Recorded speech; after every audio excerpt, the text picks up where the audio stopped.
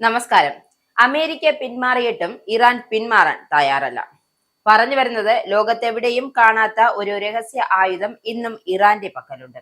ശീതയുദ്ധകാലത്ത് ഏറ്റവും ഭീതിജനകമായ യുദ്ധവിമാനങ്ങളിലൊന്നായ F-14 Tom കാറ്റ് കാലം മാറിയിട്ടും സാങ്കേതിക വിദ്യകൾ മാറിയിട്ടും ഇറാന്റെ മണ്ണിൽ ഇന്നും സജീവമാണ്.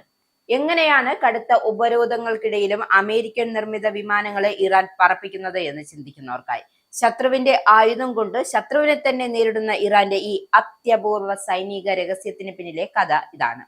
1970-കളിൽ ഷാ മുഹമ്മദ് റസ പഹ്ലവിയുടെ ഭരണകാലത്ത് ഇറാൻ പശ്ചിമേഷ്യയിലെ അമേരിക്കയുടെ പ്രധാന സഖ്യകക്ഷികളിലൊന്നായിരുന്നു. സോവിയറ്റ് യൂണിയന്റെ സ്വാധീനം നിയന്ത്രിക്കുക എന്ന ലക്ഷ്യത്തോടെ അമേരിക്ക ഇറാനെ ശക്തമായ ഒരു വ്യോമസേനയായി മാറ്റാൻ തയ്യാറായിരുന്നു. അതിന്റെ ഭാഗമായാണ് സാധാരണയായി US കാരിയർ ബാറ്റിൽ ഗ്രൂപ്പുകളുടെ മുൻനിര പ്രതിരോധത്തിനായി മാത്രം വിന്യസിക്കാറുണ്ടായിരുന്നു F-14A ടോം കാറ്റ് ജെറ്റുകൾ ഇറാനിലേക്ക് കൈമാറിയത്. മൊത്തം 79 വിമാനങ്ങളടങ്ങിയ ഈ കരാർ ആ കാലഘട്ടത്തിലെ ഏറ്റവും നൂതനമായ ദീർഘദൂര വ്യോമ മേധാവിത്വ ശേഷി ഇറാന് നൽകി. ശക്തമായ AWG-9 റഡാർ സംവിധാനവും 150 കിലോമീറ്ററിലധികം ദൂരത്തിൽ ലക്ഷ്യങ്ങൾ തകർക്കാൻ കഴിയുന്ന AIM-54 ഫിനിക്സ് മിസൈലും ചേർന്നപ്പോൾ ടോം കാറ്റ് ആകാശത്ത് ഒരു ഭീമനായി മാറി.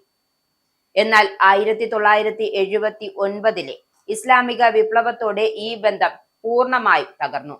ഷാ ഭരണകൂടം വീണതോടെ അമേരിക്ക ഇറാനെതിരെ കടുത്ത ഉപരോധങ്ങൾ ഏർപ്പെടുത്തി. എല്ലാ സൈനിക സഹകരണങ്ങളും അതോടെ അവസാനിപ്പിച്ചു.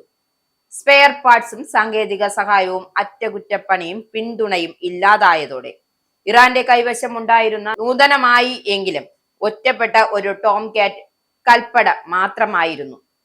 സാധാരണ സാഹചര്യങ്ങളിൽ ഇത്തരം വിമാനങ്ങൾ കുറച്ച് വർഷങ്ങൾക്കകം നിലം പതിക്കേണ്ടതായിരുന്നു എങ്കിലും ഇറാൻ അതിന് വഴങ്ങാൻ തയ്യാറായില്ല. ഇറാൻ ഇറാഖ് യുദ്ധകാലത്താണ് ഈ വിമാനങ്ങളെ നിലനിർത്താനുള്ള ഇറാന്റെ അസാധാരണമായ ശ്രമങ്ങൾ ആരംഭിച്ചത്. വിദേശ സഹായമില്ലാത്ത സാഹചര്യത്തിൽ ഇറാനിയൻ എഞ്ചിനീയർമാരും സാങ്കേതിക വിദഗ്ധരും നരഭോജനം എന്നറിയപ്പെടുന്ന രീതിയിലേക്ക് നീങ്ങിയ ചില വിമാനങ്ങളെ നിലത്തിറക്കി. അവയുടെ ഭാഗങ്ങൾ ഉപയോഗിച്ച് മറ്റ് വിമാനങ്ങളെ പറക്കാവുന്ന നിലയിൽ നിർത്തി. അതോടെ ചില ഘടകങ്ങൾ പ്രാദേശിക നിർമ്മാണവും റിവേഴ്സ് എഞ്ചിനീയറിംഗും ആരംഭിച്ചു. ലഭ്യമായ ആയുധങ്ങൾക്കും സെൻസറുകൾക്കും അനുയോജ്യമായ ചില ഏവിയോണിക്സ് പരിഷ്കരണങ്ങൾ നടപ്പാക്കി. ഫലങ്ങൾ എല്ലായ്പ്പോഴും സമ്പൂർണമായിരുന്നു എങ്കിലും ഈ ശ്രമങ്ങൾ ടോം കാറ്റുകളെ പൂർണ്ണമായും ഇല്ലാതാക്കുന്നതിൽ നിന്നും രക്ഷിച്ചു. കാലക്രമേണ ഇറാന്റെ F-14 കപ്പലുകളുടെ എണ്ണം കുറയുകയായിരുന്നു. ഇന്ന് എത്ര വിമാനങ്ങൾ യഥാർത്ഥത്തിൽ പ്രവർത്തനക്ഷമമാവും എന്ന കാര്യത്തിൽ, അല്ലെങ്കിൽ പ്രവർത്തനക്ഷമമായിരിക്കുന്നു എന്ന കാര്യത്തിലും കൃത്യമായ കണക്കുകളൊന്നുമില്ല. വിവിധ പ്രതിരോധ വിശകലനങ്ങൾ അനുസരിച്ച് ഡസനോളം വിമാനങ്ങൾ ഇപ്പോഴും രജിസ്റ്ററിൽ ഉണ്ടാകാമെന്നാണ്. എന്നാലും 20-ൽ താഴെ മാത്രമേ സ്ഥിരമായി പറക്കാൻ കഴിയുന്ന നിലയിൽ ഉണ്ടാകൂ എന്നാണ് ഒരു വിലയിരുത്തൽ. സമീപകാല സംഘർഷങ്ങളിലെയും ആക്രമണങ്ങളിലെയും റിപ്പോർട്ടുകൾ ഈ കണക്കുകളെ കൂടുതൽ അനിശ്ചിതത്വത്തിലാക്കുന്നുണ്ട്. എന്തായാലും ലോകത്ത് മറ്റെവിടെയും ടോം കാറ്റ് സജീവ സേവനത്തിലല്ല എന്ന സത്യം മാറ്റമില്ലാതെ തുടരുകയാണ്. സാങ്കേതികമായി നോക്കുമ്പോൾ F-14 ഇന്ന് ആധുനിക 5ാം തലമുറയുടെ യുദ്ധവിമാനങ്ങളോട് താരതമ്യം ചെയ്യാനാകാത്ത വിധം പഴക്കമുള്ളതാണ്. 1960-കളിൽ രൂപകൽപ്പന ചെയ്ത ഈ ജെറ്റ് 2006-ൽ അമേരിക്കൻ നാവികസേന ഔദ്യോഗികമായി വിരമിച്ചു. ആധുനിക സ്റ്റെൽത്ത് വിമാനങ്ങൾ, നെറ്റ്വർക്ക് കേന്ദ്രീകൃത യുദ്ധ സിസ്റ്റങ്ങൾ, പുരോഗമിച്ച ഇലക്ട്രോണിക് വാർഫെയർ സംവിധാനങ്ങൾ എന്നിവയുടെ കാലത്ത് ടോം കാറ്റ് സാങ്കേതികമായി കാലഹരണപ്പെട്ടതായി പലരും കാണുന്നുണ്ട്.